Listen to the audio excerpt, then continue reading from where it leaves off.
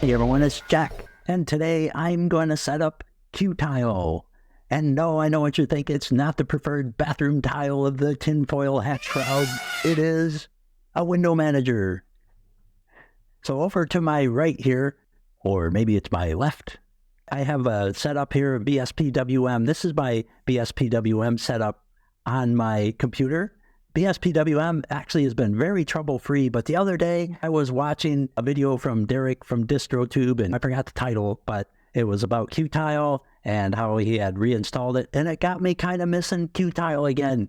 The QTile window manager, the config files are based on Python and also Bash script, and it's really a nice environment. And even though I have pretty much no problems here in bspwm, actually the only little quirk that I experience here in bspwm is in some of the applications that I use, when I click on a button, or if I'm in a file picker and trying to click on a file, I have a very small area where it's actually selectable. So I can find myself clicking on a button, for example, 5 or 6 times before I hit that sweet spot, which is usually right in the very center of the button. And in a file picker, I have to click on the icon, and that's where I have to click to actually select the file. It won't select it if I, for example, click on the file name. And so that's kind of annoying. Actually, it's not really a deal killer, but it is a little annoying. And so it kind of got me thinking, I'm a little bored anyways. So here I am in my bspwm config here, or desktop here. And what I'm going to do is I'm just going to go into my ArcoLinux tweak tool and just install the desktop from there. I think I can just get to it through the welcome. I guess I could have typed tweak, but it's here in the welcome anyway. So I'll just access it from here, launch the tweak tool. And one thing I really like about the tweak tool is they have this desktop installer, which is really fantastic. So I'm just going to go over here and I'm going to click on desktop. And then here I can just simply select a desktop from a really big list here. And so I'm going to scroll down and I'm going to look for QTile. There it is. So that is the QTile tiling window manager. And I'm going to install that, and it's going to set up a desktop environment for me based on QTile. How cool is that? So I'm going to hit install here. That's one thing I really like about ArcoLinux, is they just have some fantastic tools. And this Arco tweak tool is probably my favorite. So now it's installing. You can't really see anything that's going on, but up underneath the desktop selector where it says this desktop is not installed, now it says this desktop is installed. So that means it's all done, ready to go. So all I have to do is log out and then log back in, and then I can select QTile from the selector, and here I am, just like that. So the install was flawless, which I'm not surprised coming from an Arco install. And so this is my QTile desktop, and it's kind of nice to see again. So this is, I'm going into my config file here, my QTile directory, and here you can see all the stuff here that was installed. And this is our sxhkdrc, for lack of a better pronunciation. I'm going to just open that up with Genie real quick. And so this is our default configuration for our keyboard shortcuts. And this I can never pronounce it, sxhkdrc file. Ooh, I just call it Skidker. So anyways, this is our keyboard shortcut, and this is what's being used to manage keyboard shortcuts here in QTile. And actually I'm using it in bspwm too, so it's kind of the go-to here, I think, on the Arco in my experience. And I really like the separate RC file here. It really kind of makes things modular and manageable. These are all our defaults, of course, and everything has been backed up as well, our config file, to a config-att folder. So that way, if anything goes haywire, I can just go into the backup. So I'm covered there as well. And then we got our Alt key. So these are all our different keyboard shortcuts that I can modify to my preference. Even down here, we got our audio keys and so forth, PyCom, our super keys. And then up here, we have our QTile bar here with a calendar, and there's a variety for our background. That's pretty cool. And then, of course, we got our volume control here. You got the little sliders, so that's set up pretty nice. You can just slide that with your mouse or use your keys. I noticed when you use the keyboard shortcuts here, your volume keys, kind of moving at 10%. That's kind of high for me. I'll probably tone that down a bit, probably down to 2% or so when we get a little deeper into the config.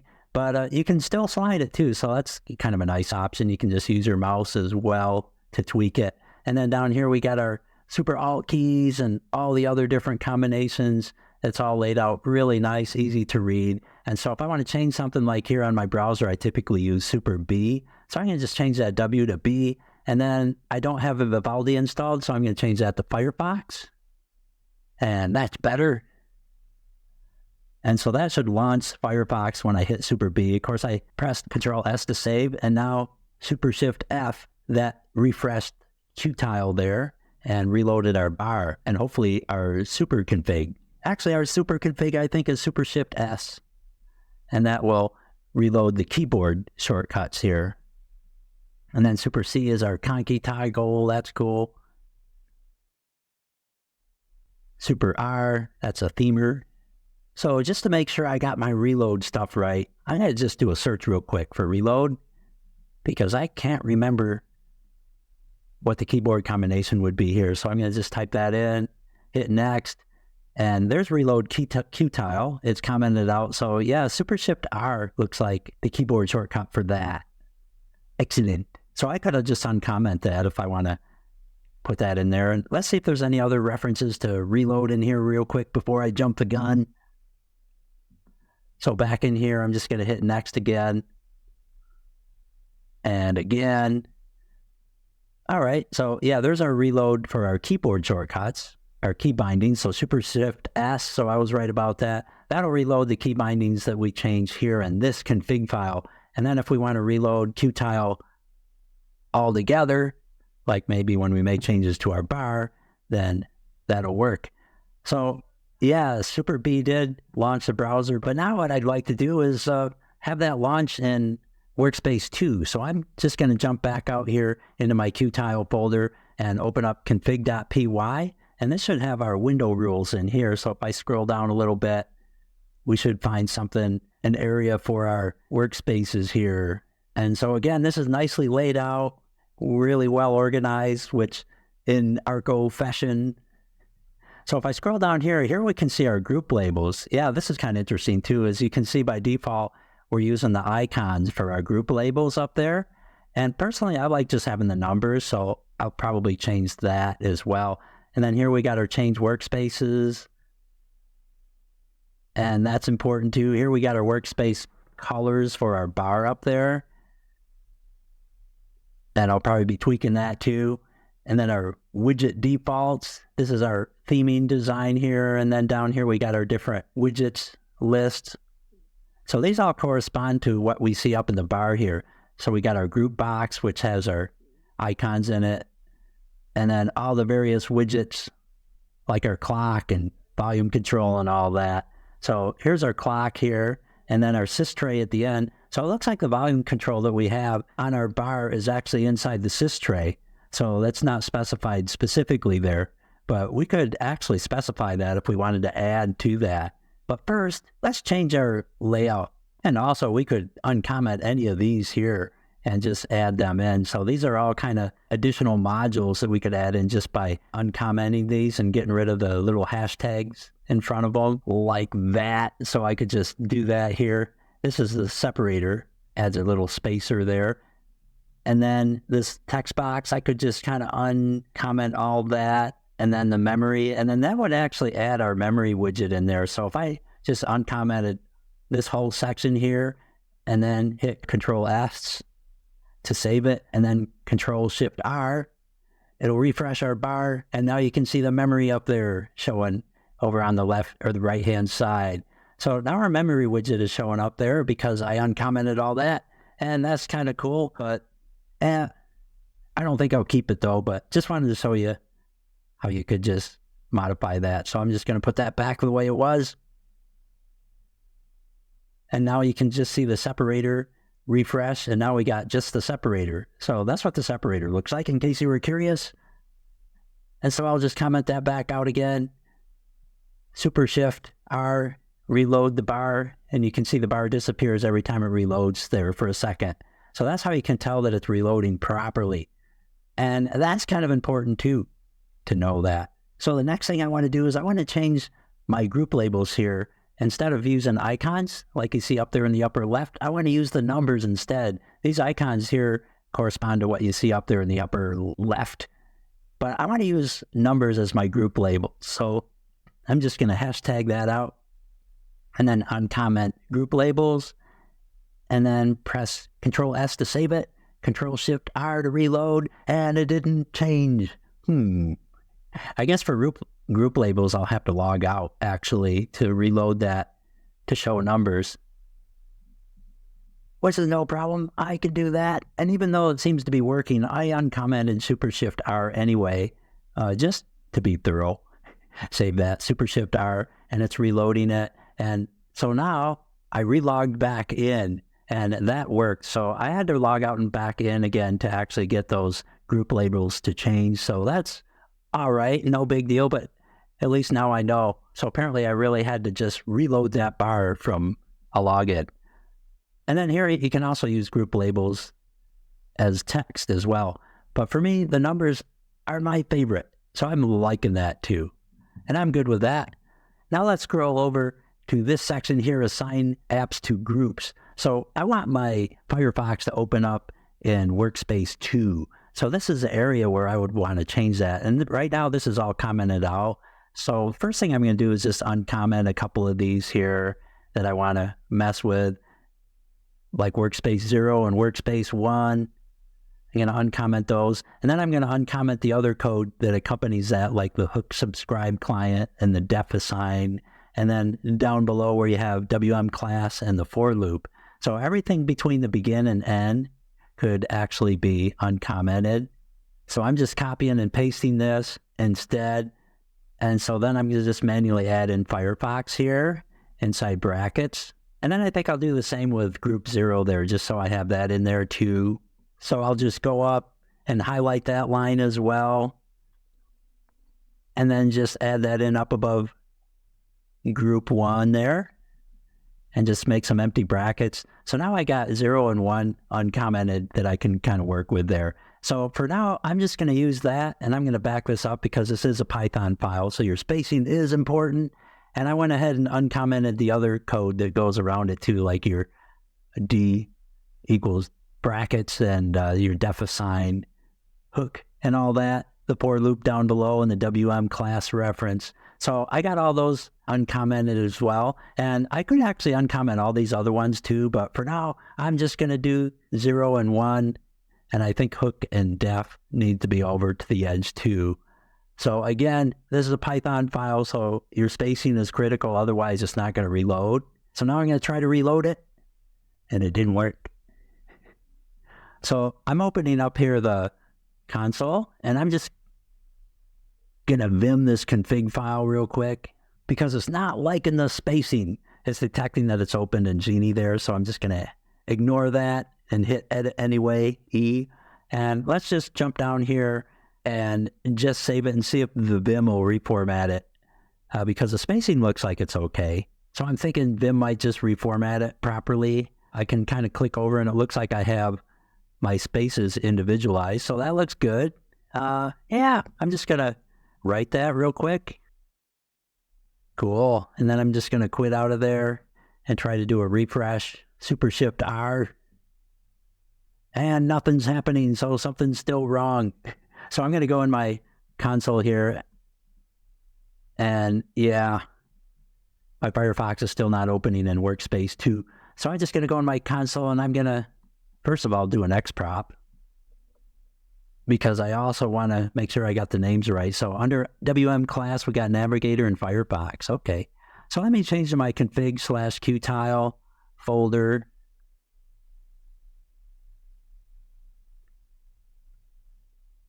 Jump back in here, and then I'm just going to manually change this real quick and paste in what we had before. So this is what we got out of our xprop, Navigator and Firefox. So I'll paste that in there, and I got a rogue comma in there, so I'm going to get rid of that. There we go. So that'll kind of fix that, I think, because that's another thing I need to do is I need to have that WM class name correct. So we got that fixed, but still Super Shift R is not reloading the bar. So yeah, I still got something else going on. So I'm just going to go back in the console here again. So open up the console. I just have it next to my Genie here. And then we'll cd into our .config/QTile. And I'm just going to run the Python file directly. That way we can see what's going on here. So that's our config.py. So I'm going to type Python config.py and just see what we get here. And so now we can see our error, and what it's saying is an inconsistent use of tabs and spaces in indentation. So one of these things here, starting at line 507, is right here. So if I tab backwards, it goes all the way back. So we have a tab character there. And what we should have is 4 spaces instead. So I'm just going to space over 4 times. And then that should fix that. So that's what's going on there. So now if I run this Python config again, get the same error except for the next line, 508. So we got the same thing going on over here on this guy. So if I backspace, it goes all the way to the end. That means there's a tab character. So I just hit the space bar 4 times, Control S to save. Let's try this one, backspace. And that one's going back 1 space at a time. So that should be okay. Let's just run it again. So I'm going to up arrow, Python config, and this time no errors. So it should work. So if I do Super Shift R, we should get our bar, and there it is. It's refreshing. So it disappeared that time and it reloaded. So that fixed that problem. Now if I Super B, the Firefox should load into workspace 2, and it did. Yes. So very cool. So now we got our web browser launching in the correct workspace. So that kind of fixed that. And so yes, there's a little lesson to be really mindful about your spacing and so forth. And Vim is probably easier to work with, getting your spacing right. So I would probably do that if I went back in time. Scrolling up here, these are our colors for our bar. And what I want to do now is the colors on our workspaces. Don't really like the colors for your active and inactive. And that's right here in our widgets list. And so our inactive colors are white, which is okay. And then our active colors are this kind of a light gray. And then our current color is blue for the current window open. So I'm going to just change this active color. And I'm just going to choose one of the numbers there to see what it does. So it looks like 6 is kind of a blue color, I guess. So what if I change that to, okay, changing that to 6 kind of made it red. And so I'll just try a few other colors here. There's 4. Here's 3. Let's see what 3 is. Super Shift R to refresh it. And 3 is kind of an orange color. That's kind of cool, but you know, I'd kind of like that for the, actually I would like the orange for the current workspace that you're in to denote that. So maybe I'll just go down here and set that for the current screen color. And that would be denoted right here. So I'm going to change that to 3 instead. And then go up here to active and make that the blue color. And then if I come up here, do a Super Shift R, that's better. So now my current workspace is displaying as orange. And then the workspaces that have applications open in them are blue. And then the inactive ones are white. So that looks good to me. That fixes that. Excellent. Okay, now the next thing I'm going to do is copy and paste some code from my old config files. I'm going to stick a weather widget in here. So I'm just going to paste that in. And I got that from one of my older config files. But this is my WTTR weather widget. So after hitting Super Shift R, I got my weather up there now. Nice. And that's the code. And of course, I can also use that format too if I wanted to add in like the real field temperature and all that. But I prefer having it more minimal and just have the conditions there and the temperature. So that's good for me. And then back in my sxhkdrc file, I'm just going to go up here and for my volume control, I want to change that from 10% down to 2% because if I use my keys on here, I'm going like from 43 to 53, 63, 73, and so forth. 10% is just too big of an increment for my taste. So I'm going to change that 10% down to 2%. And then I'm going to do the same thing for the lower volume. So now when I go up and down, then it'll go 2% at a time. So now when I hit my keys here or roll my mouse wheel, we're just moving 2% at a time. And that's a lot more comfortable, more smoother transition between the volume increments, much better. And then up here, we got our layout section. So you can add and remove different layouts here just using your commenting or uncommenting. So we got our monad tall and our max floating BSP and all that. So that's where you can select those. And of course, your layout selector is just to the right of your workspaces there. And then of course, back on our desktop, Super D will bring up our D menu. And I really love the theming that they use here. And that's the same theming that is in the bspwm as well. And then Super R will bring up our theme selector here, where you can just kind of change your different themes. I like the default, so I'm good with that. And another thing I want to do is add another volume control setting. So I'm just going to use like the system volume here, and I'm just going to paste that in from my old code there. I uncommented the spacer to give it a little room, and the volume control code itself is also pasted right in there. So that came over from some of my backup code as well. So now in addition to the slider control, I also got the volume reference here. And as you can see, it's still 2%. Slides nice with my mouse and my keyboard. And then switching to my autostart.sh config file, we can see down here near the bottom, we got our different starting applications and we got our volume icon, which runs. And so I could comment that out if I wanted to get rid of the darker volume icon that was default there. But I kind of like them both, so I'm going to just keep it. So I'm going to uncomment that. And then you got all these other extras that you can add in if you wish. I could put in Firefox and Thunar and other things like that here. So those are all things you can turn on and off right there just by uncommenting and commenting in. And then up here we got our background stuff. So we're running Vivaldi for our background. So if I come up here, you can see the reference to it up here. And if I right click, I can select something like our wallpaper selector, and then we got our variety wallpaper selector here. And so I can just go through here and just find something that looks good. And Variety is a really nice app. I like it for wallpaper selection. And in our config file, it also has Fey in there, and that loads first. So Fey is actually in this setup kind of the fallback, and then Variety will actually do the wallpaper switch in. So I could just select anything I want here, like that one. And so when I go to a different workspace, I can see it.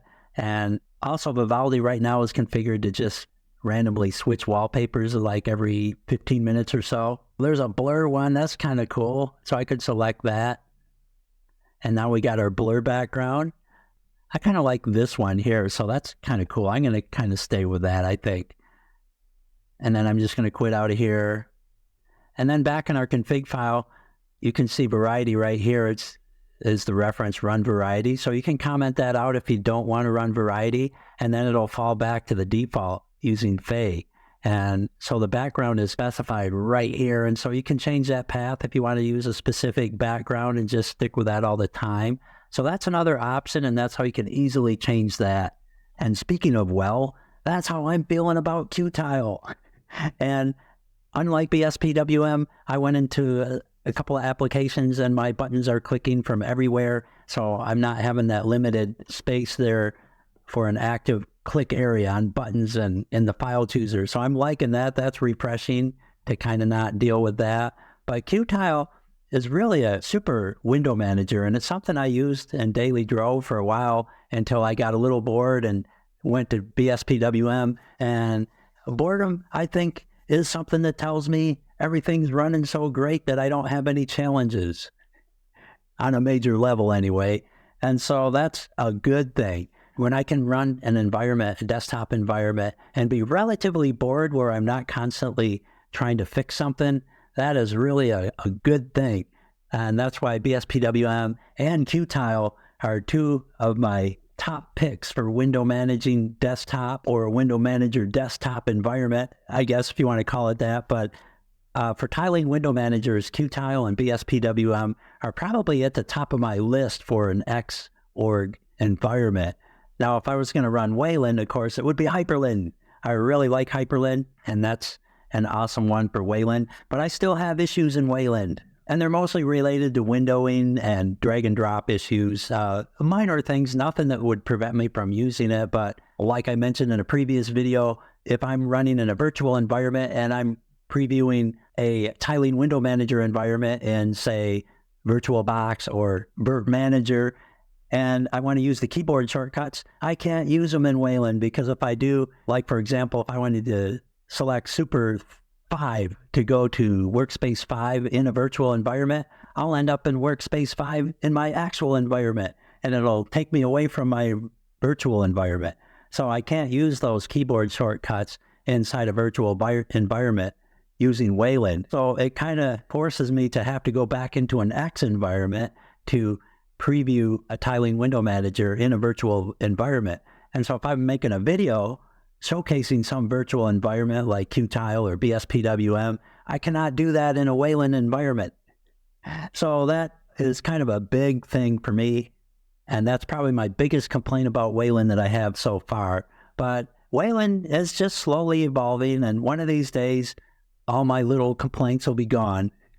And it's almost there. I give it about probably 95% there, maybe 90. So that's not bad, actually. But until then, the Xorg environments, for me, specifically bspwm and QTile, are two of my favorites. And I think I'm going to stay in QTile for a while. I kind of missed it, and I really like the Python scripts in there. And of course, we got their bash mixed in with it too. And so it's very intuitive for me, easy to work with, and super configurable. And I like that it has the built-in QTile bar here. So I don't have to use Polybar if I don't want to, but I can if I want to. So that expands my choices. I like that too. And with that, I hope this little tour and whatever else you want to call it, playing with QTile in Arcolinux, was helpful. And if it was, don't forget to leave that thumbs up. And as always, hit subscribe. And if you're already subscribed, subscribe again. Thanks again for watching, and we'll see you next time.